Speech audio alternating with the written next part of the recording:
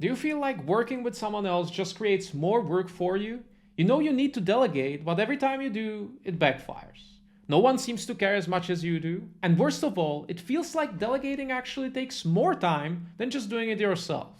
If you feel like the only person who can do things right in your business, this video is for you. Because here's the thing, the problem isn't delegation, it's how you're doing it. So let me show you how to delegate without losing control so you can free up your time without sacrificing quality or spending months on training. So let's get into it. My name is Michael, I scaled and sold an 8-figure brand with my business partner, and this is where I share everything I've learned over the years. So here's the problem. You delegate because you want to save time. That makes sense, right? But if you actually want someone to do it right, you have to show them what to do, explain how to do it, review their work, and fix their mistakes. And by the time you've done all that, you could have just done it yourself. So next time, you skip the training and just hand off the task, hoping they'll figure it out. But what happens? They mess it up. And who ends up fixing it? You. Either way, it takes longer than if you just kept doing it yourself.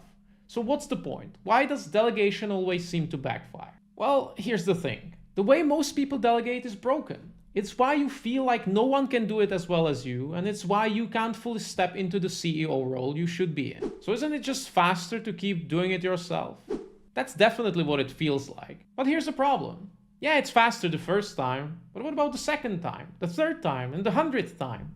You're still doing the same low-value work over and over again. But if you delegate it properly once, you never have to do it again. The time you invest in training now pays off every single time that task gets done without you. Okay, so you get that you need to delegate. But here's the next excuse. I don't have time to train someone right now. I hear this all the time. But let's be real. You don't have time because you haven't delegated. You are buried in work, constantly putting out fires, and stretched so thin that you can't even stop to train someone who could take that load off your plate. This is the cycle that keeps entrepreneurs stuck. A few hours of training buys you back dozens of hours every month. The longer you delay it, the longer you stay trapped doing things that shouldn't even be on your plate anymore. But even if you did find the time to train someone, you're probably thinking that they can't do it as well as you can anyway. Look, if you've been doing something for years, of course you are better at it. But it doesn't mean someone else can't learn. It doesn't mean that they won't eventually surpass you. There are people whose full-time job is mastering the task that only distracts you. And even if they only do it 80% as well as you, well, guess what? That's 100% awesome. Because now you are free to focus on the high-level work that actually grows your business. Perfection isn't the goal here. Delegation isn't about getting things done exactly the way you would. It's about getting them done without you. Pretty much every seller I know has had a negative experience with delegation. You hire someone, they mess things up, and suddenly you are right back where you started, doing it all yourself. And it's easy to blame them. They just weren't good enough, they didn't care, it's their fault they suck. But here's the truth. If delegation keeps failing, the problem isn't them, it's you. I believe in extreme ownership. Either you didn't do a good job delegating, meaning you weren't clear, didn't provide the right structure, or didn't set them up for success, or they really did suck. But if that's the case, who hired them? Who kept them around? Well, that's on you too. Or they just try to hire extra hands without realizing they are still the only brain in their business. And that's the real issue.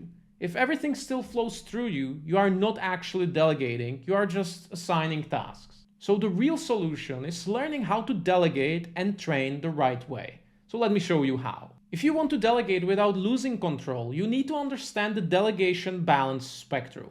On one end, you have micromanagement, where you are still making all the decisions, checking every detail and hovering over their shoulder. On the other hand, you have complete abdication, where you hand off a task with zero guidance and just hope for the best that they figure it out. Neither of these works. Micromanagement keeps you stuck in the weeds. Abdication leads to sloppy results and expensive mistakes. The solution is finding the sweet spot. So how do you actually delegate the right way? Step 1, delegate outcomes, not tasks. Most business owners think they are delegating, but they're actually still making all the decisions for their team. Your employees aren't thinking independently. They're just trying to guess what you want, constantly coming back to you for approval, clarification, and direction. And that's because you trained them to operate that way. They try to do what they think you want rather than doing what they think is right. If every decision still goes through you, you haven't actually delegated. you've just turned yourself into a bottleneck. The goal isn't to have just more hands helping you execute tasks. It's to have more brains solving problems without you. When you delegate properly, your team isn't asking, "What would my boss want?" They're asking, "What's the right move?"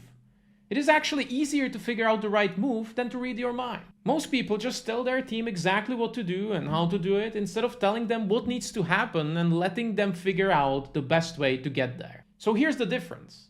Task-based delegation looks something like this. Use these 5 images, these 2 colors, and this font to create A+ content that includes these exact phrases. While outcome-based delegation can look something like this. Make sure our product listings have the best possible content to maximize conversions and match the brand's messaging.